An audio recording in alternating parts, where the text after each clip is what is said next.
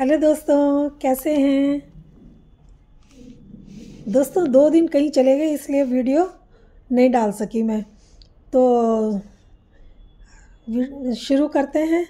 दोस्तों, सूरत के अंदर एक करोड़पति व्यक्ति रहा करता था।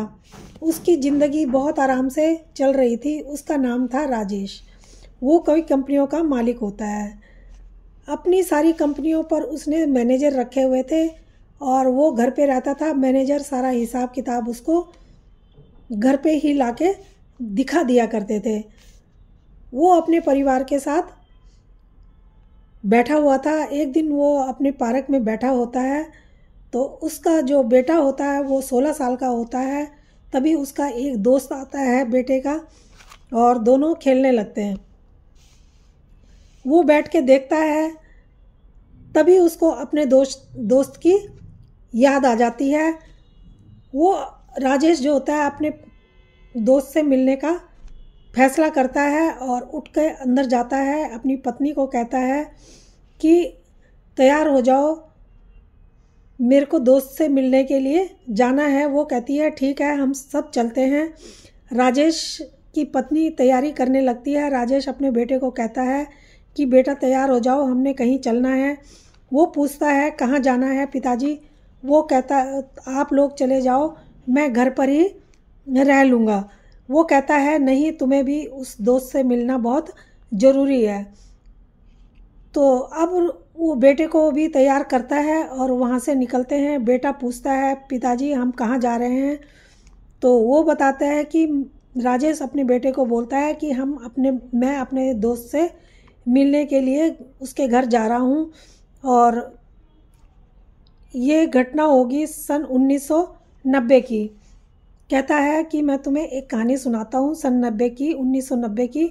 मैं बिहार में रहा करता था। मेरा घर था बिहार में और मेरे माता पिता जो होते हैं वो बचपन ही मुझे छोड़कर चले गए होते हैं।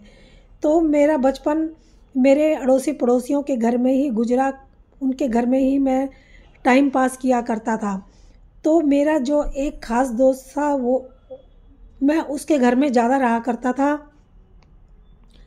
और वो अपने छोटे भाई की तरह मानता था और मुझे हर बात समझाता रहता था।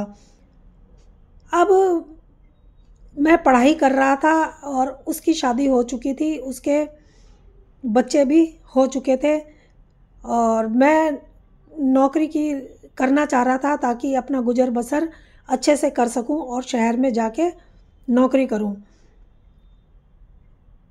मेरे पास पैसे नहीं थे तो मैं अपने दोस्त को कहता हूं कि मुझे 10,000 रुपये मिल जाते तो मैं शहर में जाकर कहीं काम ढूंढता और वहाँ अपना फैमिली के साथ में अच्छे से रहता। अब दोस्त कहता है कि ठीक है, चिंता मत कर।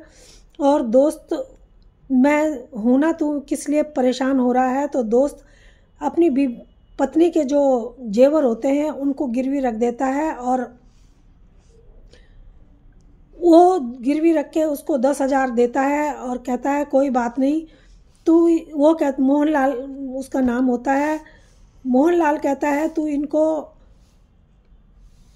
वापस करने की कोई ज़रूरत नहीं है और अपनी ज़िंदगी अच्छे से जी और तू अपना ख्याल रखना। तो अब जब मैं भी गांव में शादी कर लेता हूँ और वो पैसे लेकर के मैं आ जाता हूँ और यहाँ पर फिर अपना बिजनेस स्टार्ट करता हूँ। मेरी यहाँ पर उसके बाद कई कंपनियाँ मैंने खड़ी कर ली और उन्हीं पैसों से सब कुछ मेरा यहाँ पर आके हुआ। मैं मेहनत मजदूरी करना चाहता था। मैंने मेहनत मजदूरी करके अपना फिर बिजनेस स्टार्ट किया और मैंने कई कंपनियाँ अपनी खड़ी कर ली। उसके बाद गांव आना मैं नहीं आया क्योंकि गांव में मेरा कोई नहीं रहा करता था, तो इसलिए मैं गांव कभी नहीं आया। और अब जब तुम्हें खेलता हुआ दोस्त के साथ देखा तो फिर मुझे भी अपने दोस्त की याद आ गई, जिसकी वजह से मैं आज यहाँ पहुँचा हूँ। तो वो अब गाड़ी में ये सब बातें कर रहे थे, अपने बेटे को बता रहा था। चलते चलते वो बिहार पहुँच गए और शाम हो गई। जब वो वहाँ पहुँचते हैं तो देखते हैं कि मोहनलाल की जो पत्नी है वो बाहर बैठी हुई है और उनकी एक मिट्टी की झोपड़ी है, जो है वो भी टूट फूट हालत में है। और वो फिर सीधा अंदर गाड़ी से उतर के सीधा अंदर चले जाता है और उसकी फैमिली वहाँ पर राजेश के साथ में चलती है। तो अब गांव के लोग देखने लगते हैं कि मोहनलाल के घर में इतनी बड़ी गाड़ी आके कैसे खड़ी हो गई, क्योंकि मोहनलाल बहुत गरीब आदमी था। तो उसके घर में इतना अमीर आदमी कहाँ से आ गया, कौन आ गया। तो गांव वाले सब देखने लगते हैं, सब इकट्ठा होने लगते हैं। अब वो सीधा अंदर जब जाते हैं तो मोहनलाल पूछता है तुम कौन हो। वो कहता है कि मेरा नाम राजेश है और कुछ लोग मुझे यहाँ पर नन्हे कहकर पुकारा करते थे। तो उसको एकदम से मोहनलाल को याद आ जाती है नन्हे की, और वो खड़ा होता है और नन्हे को के गले लगता है और उसके आंसू आ जाते हैं। कहता है यार तू तो पहचाना भी नहीं गया, इतने दिनों बाद मिला। और तो वो कहता है कि ठीक है। राजेश कहता है मैं तो ठीक हूँ, लेकिन तुमने ये अपना क्या हाल बना रखा है, किस हाल में हो। और मैं तुम्हारा मुझ पे कर्ज था वो मैं तुम्हें लौटाने के लिए आया था, और लगता है तुम्हें उसकी कोई ज़रूरत ही नहीं है।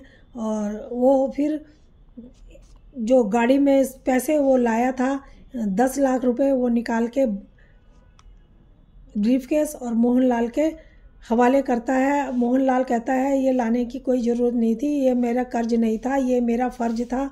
मेरा तू छोटा भाई है, मैंने अपना फ़र्ज़ किया, मुझे ये लौटाने की कोई ज़रूरत नहीं थी।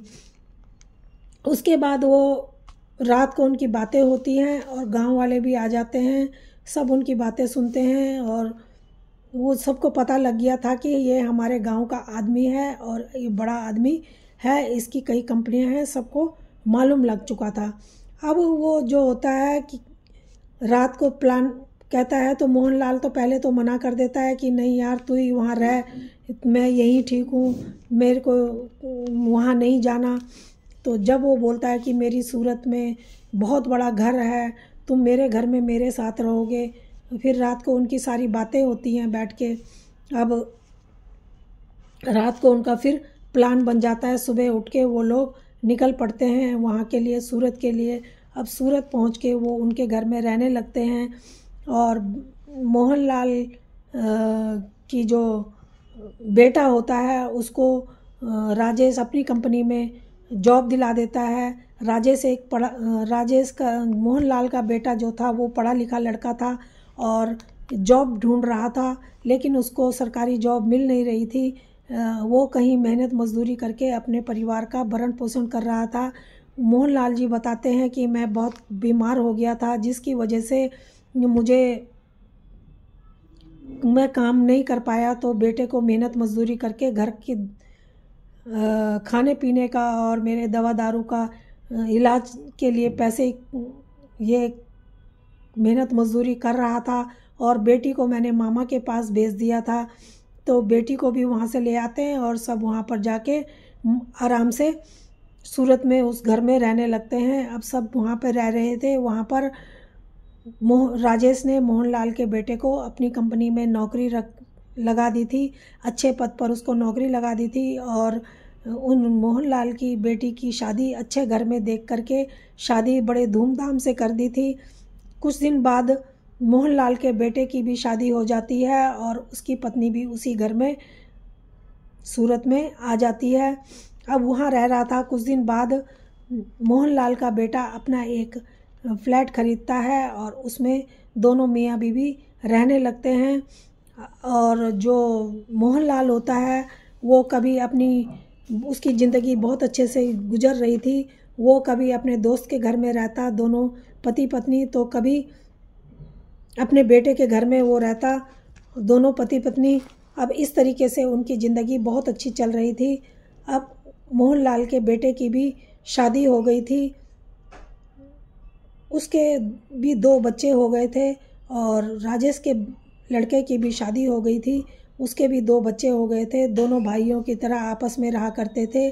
और जो मोहनलाल था उसकी अब मृत्यु हो चुकी थी और इसके बाद से उनकी जो ज़िंदगी थी बहुत अच्छे से बाकी चल रही थी।